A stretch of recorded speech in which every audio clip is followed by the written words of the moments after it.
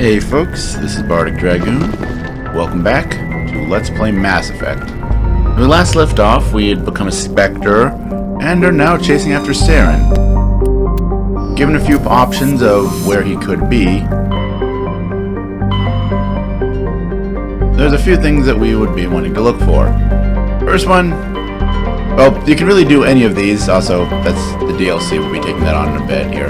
But any of the three missions, either Noveria, Therum, or go find Liara and the Artemis Tau cluster. You can really take them on in any order, but the way the game is designed, there is arguably a order that it's designed to be done in. Though you can get some interesting results if you do them in a different order.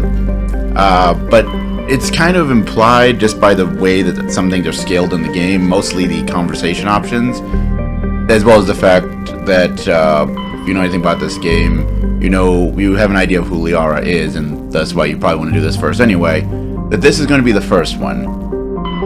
Noveria and Pharos, it's a bit more hit or miss, which could be next. I tend to consider Pharos the one you should do last, mostly because of one thing that happens in that. But regardless, we are going to go with the way the order of events is kind of designed to go. And we got this one. Right? Yeah, this one. Oh yeah, maybe a quick cutscene of the ship leaving dock, because I don't know. Because we do.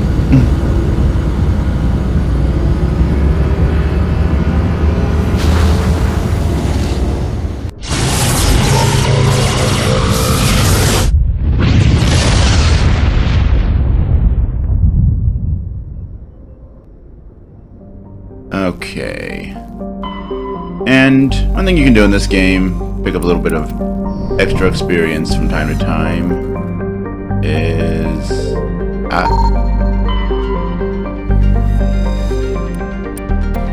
find resources. Gives you small amounts of money, a little bit of experience. If you do enough of it, I think that actually factors into the minor details in the later games, but I don't remember specifically on that. Okay, that's where we want to go, but first let's finish getting rid of these other planets, see if there's anything interesting here. So far, it does not appear to be the case. Let's...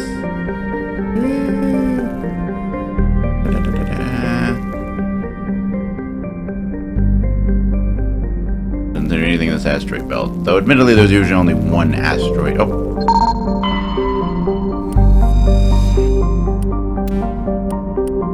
Oh yeah, there's also other things you can find. The medallions, yeah. Yeah, it's like, I guess, a Solarian Special Forces group or something like that, I forget. But yeah, there are a couple of these just things you can find out there in the galaxy that can give you small amounts of experience and money and all that. But since we've scanned everything in this solar system, it's time to get on with the mission, as it were. Alright, so of course before going into the mission we get to choose our team. So what we're going to do here is we're going to roll 2 dice. You get a nice little dice thing pulled up on my web browser to see who goes with us. I'm going to do this basically doing a character, or basically first die is going to determine which of those 3 characters we're going to bring along, since we're going to want to have somebody who has the electronics and decryption. I don't remember if there's a lot of stuff to unlock in this mission, but I don't want to take my chances. And then the second die is going to be, out of whoever's left, who goes with us. So, first one is 2-2. So that's going to be Garrus and Kaiden. Okay, that's going to be interesting. Surprisingly evened out squad for some reason. Okay, so, let's go. Whee!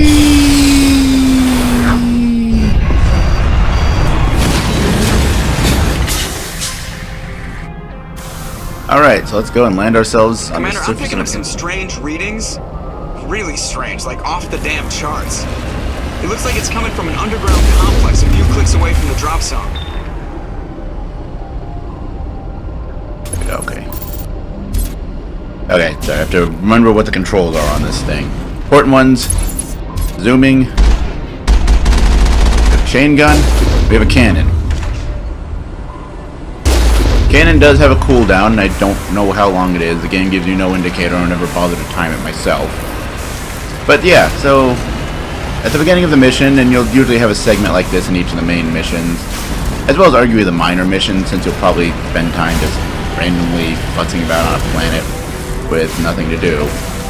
But, you know, will involve this here, the Mako. Your little all-terrain tank rover thing.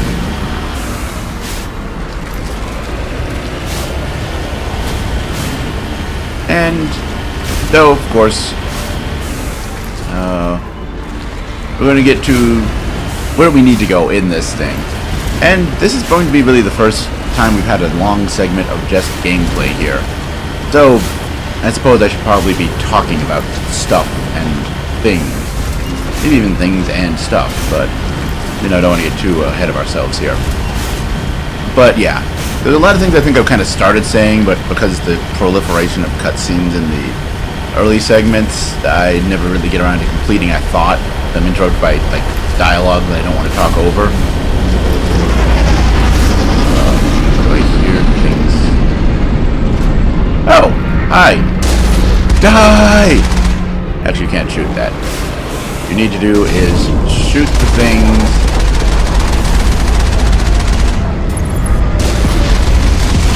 that it dropped here. Geth armatures. Basically giant walking tanks. Also, do not drive with the scope on, because that is really hard to do. Alright.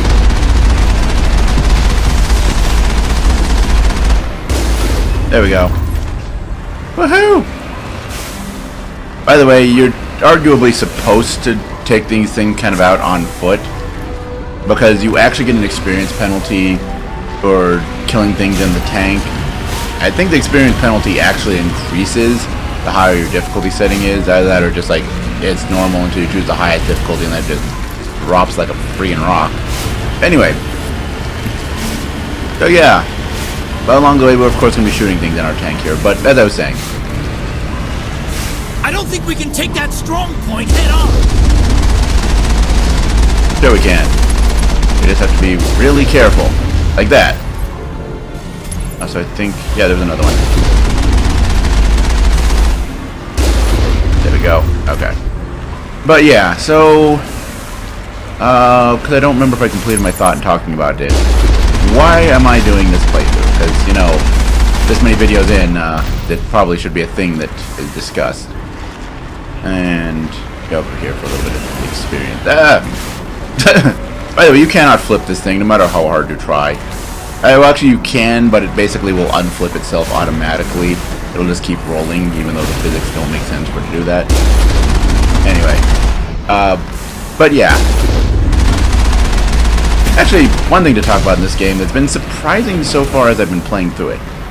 The combat. I remember the combat in this game being a lot worse. And mind you, we've only been going through kind of the early stage stuff.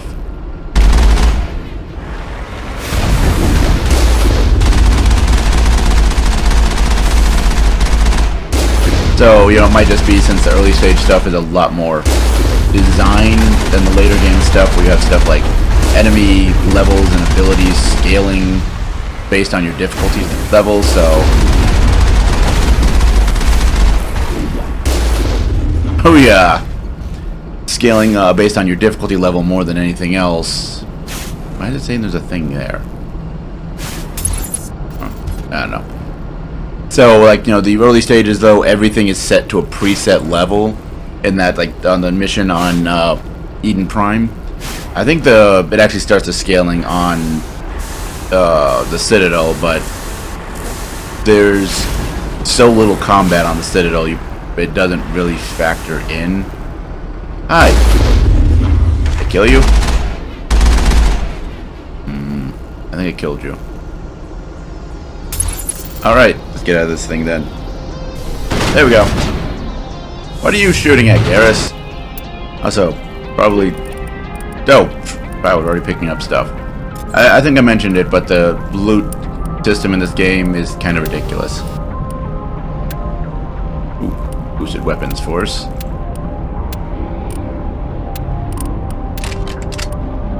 And no.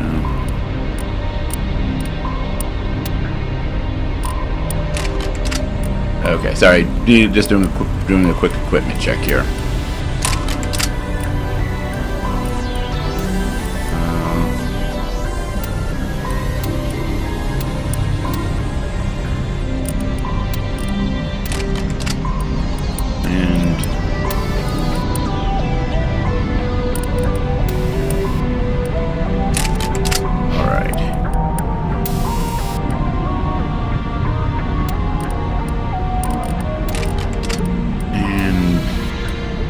There we go, combat sensor.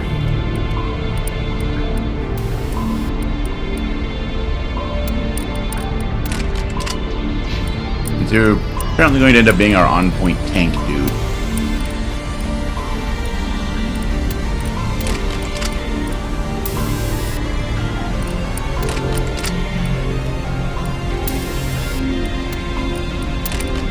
Might as well give you stuff that makes sense for that.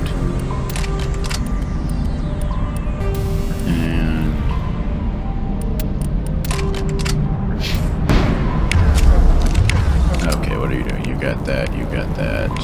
I got my shotgun. Okay. Also, because we have unspent points.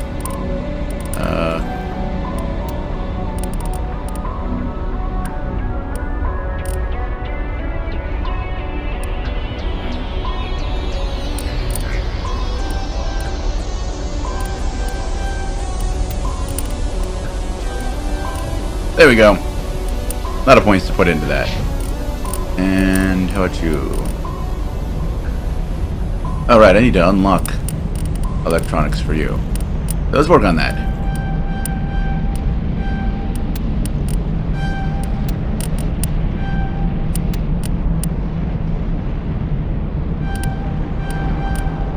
There we go.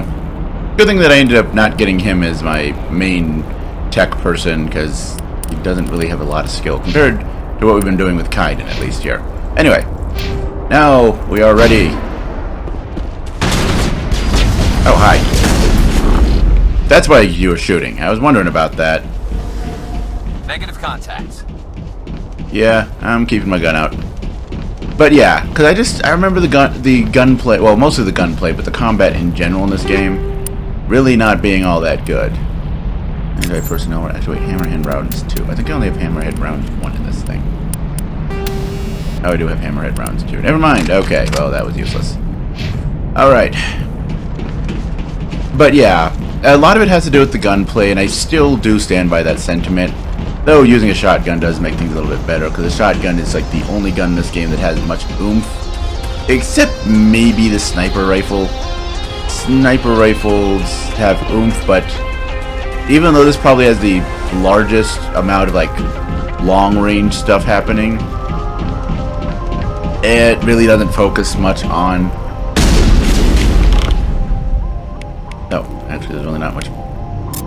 Okay, just push him to the ground. There's not a lot of like really long-range stuff in this game. Shepard. So...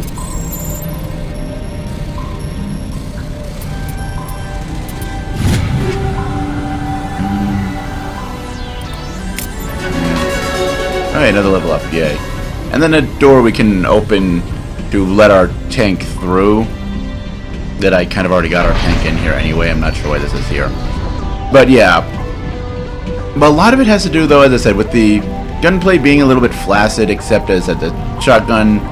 And mostly it's the shotgun just because the way that I do the shotguns, I tend to go for just a one-shot, send the enemy flying kind of thing with the shotgun rather than trying to use it as a gun. Mostly because trying to use it as a more normal gun, it will just end up falling short of what you can do in this game, because really the balance of this game, I have some use for that.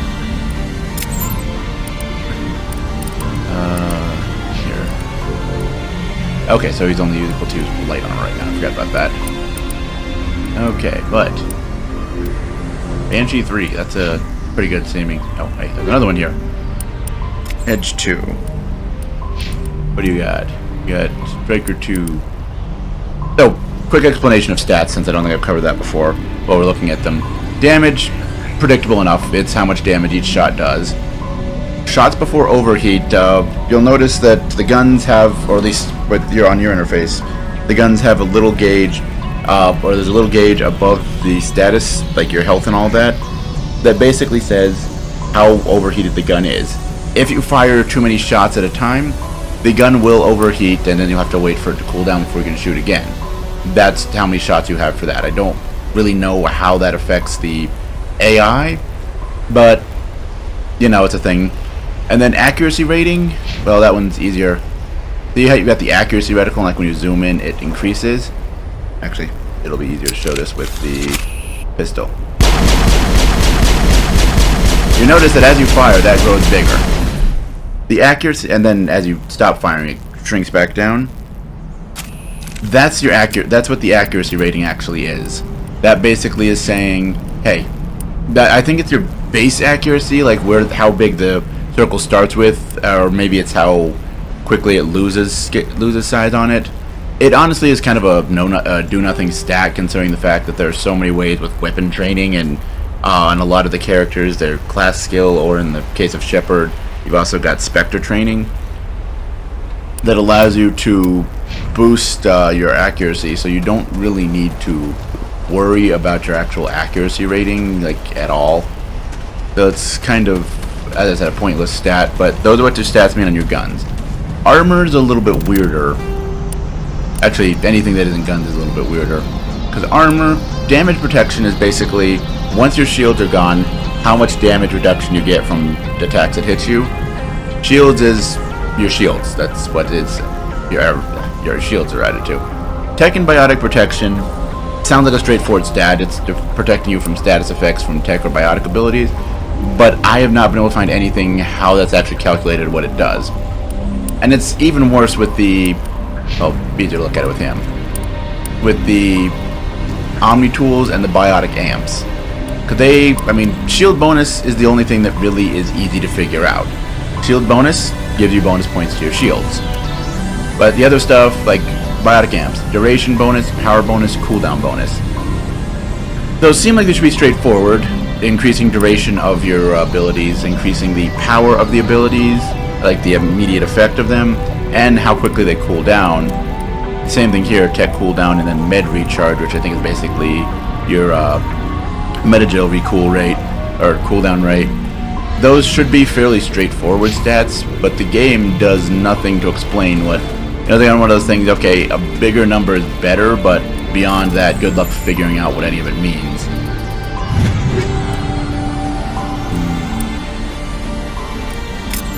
Nothing useful there. So, yeah, mostly just pay attention really to, on weapons, your damage. Because, as I said, with mods and stats, you can fudge the other numbers so much that it really doesn't matter. And on the armor, well, on the biotic amps, I don't even know what you should focus. Like, just focus on making the numbers bigger, particularly shield bonus and anything cooldown related. Actually, even then, considering like with armor and abilities, you can boost your shield so much. Really, the cooldown bonuses are the thing you want to worry about. Not that you'll have any clue what they do. That's one of the things that really annoys me about the combat in this game. There are so many ways to modify the length of cooldowns, but the game will never tell you about the duration of a cooldown, except to basically say, this is the cooldown period.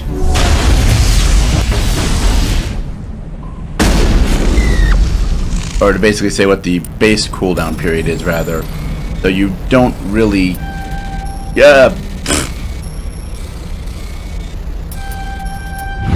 So you don't really have a good idea what anything actually does on those. And so you... Perimeter clear. That was weird. And again, this game has a couple of weird glitches from time to time. But yeah, the cooldowns of your abilities, you want to have them lower, but good luck figuring out what they are without your own stopwatch, or one of the reasons I prefer the PC version. Not that I've been taking advantage of it for some reason, but I think that's kind of why I'm finding the combat to be a bit better, is the fact that I'm actually like using tactical pause here. And it's like giving the combat a different experience. It's like I've always felt that like this game is really designed more kind of in the vein of BioWare's. Oh, thank you again, computer, for reminding me of things in the middle of recording. But of like BioWare's more kind of standard, like tactical pause, isometric RPG, top-down or isometric RPGs. And it just happens to be a first-person shooter the rest of the time. And using the tactical pause does seem like a better way to do that kind of experience. Though maybe that's why I'm enjoying the combat more. Where there's an armature somewhere around here. There it is.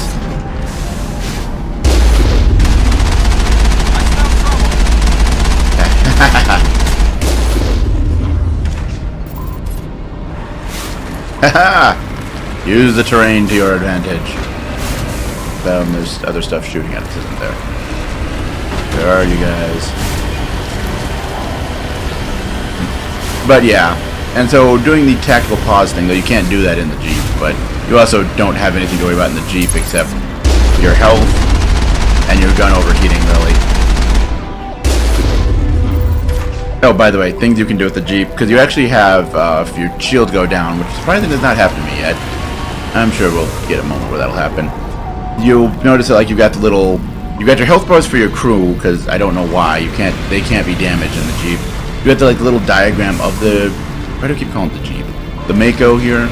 And once your shields are down and things start shooting you, you'll start seeing those start to, like, go red, basically indicating that you've taken damage to that part. And of course, once everything goes red, that's it, you're dead, game over. You can, as you notice, you've got the little Omnigel icon there.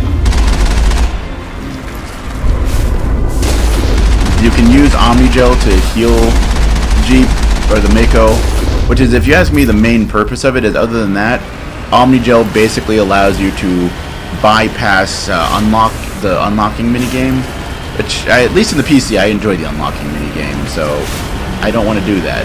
On the console, console version, I might be more inclined. Is the little Simon Says game that it makes you play is a lot less interesting than the little find your way through the loops thingy.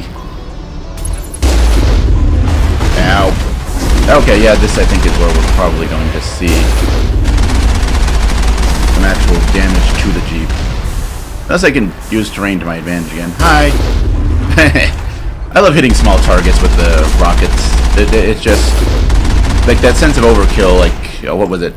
Xenogears is probably the best one.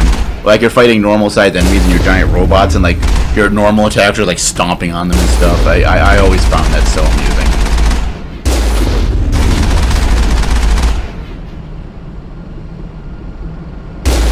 Okay, I was gonna say, am I actually hitting him, or is the hitbox of that little whatever it is that he's in big enough that it's actually causing problems?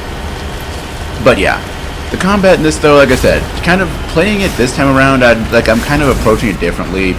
I'm kind of like not arbitrarily like over the top okay, actually with what I'm doing with the electronics and the decryption skill on my tech focused squad mates, I guess that could be considered like super min-maxy, but you know, like I'm trying, like before, like I guess the times I'd play, besides like my initial time playing it around the time that Mass Effect 2 came out, that's just a wall decoration, I thought that was like a leg or something.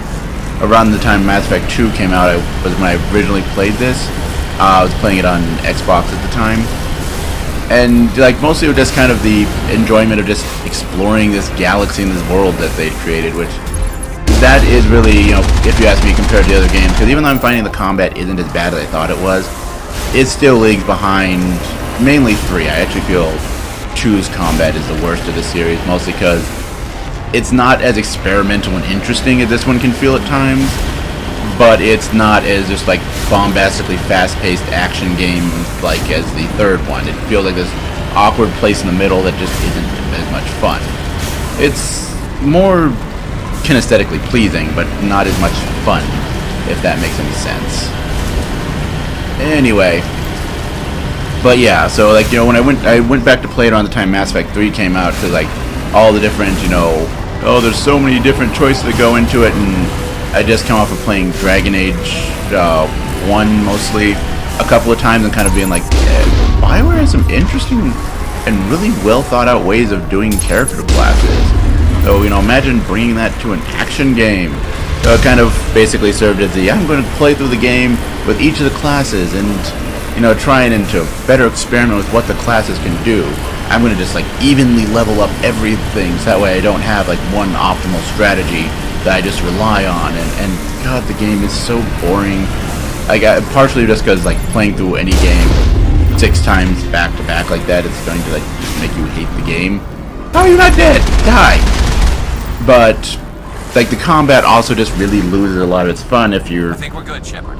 trying to like use all of your abilities, because not all the abilities are really that useful, and you kind of want to approach combat in a tactical way that, especially on the Xbox, isn't as easy to do. The controls, like, it's that kind of thing when you have the control in your hand, you're playing a third-person shooter, you expecting to play a third-person shooter, and that just isn't how it works with this. And I have no clue how long we've been playing. I feel like it's probably been about half an hour, but this is a good stopping point, because from here on out, it's on foot. So let's get out of here, look at where our next destination is going to be through the little crack in the rocks there, and call it a day.